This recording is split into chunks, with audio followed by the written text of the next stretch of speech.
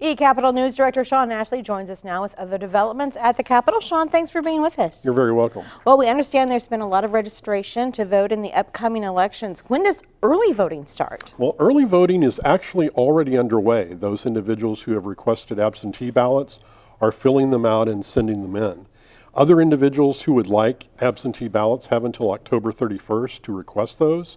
And then in-person early voting takes place November 1st, 2nd, and 3rd, that Thursday, Friday, and Saturday, before the November 6th general election, when we'll know the outcome of the governor's race, all the other statewide races, and the legislative races as well. And folks can do that at election board offices? They can do that at their election board office. They can even go online to make that request now at elections.ok.gov. Okay.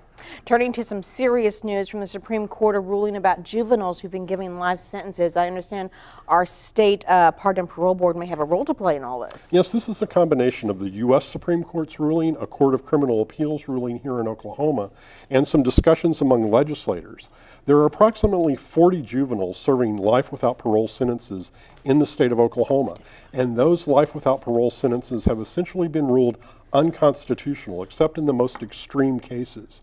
So what lawmakers are trying to do is figure out what to do with those juveniles, how to reduce their sentence in some way. One proposal that lawmakers are talking about is perhaps sending them to the Pardon and Parole Board to have those sentences either commuted in some form or reduced in some form.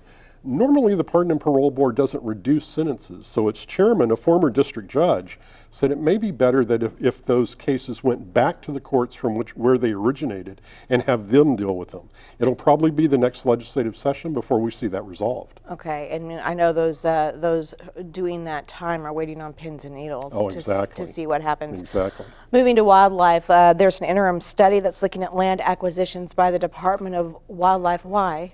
Late in the legislative session earlier this year, there was a piece of legislation that popped up literally on the last day of the legislature, which would have prohibited the Department of Wildlife Conservation from acquiring land or getting rid of land without approval from the Senate.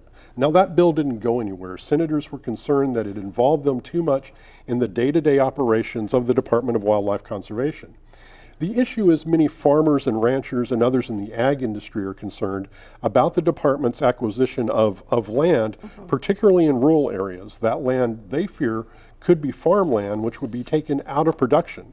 But the Department of Wildlife's executive director, J.D. Strong, says that's not what they're doing.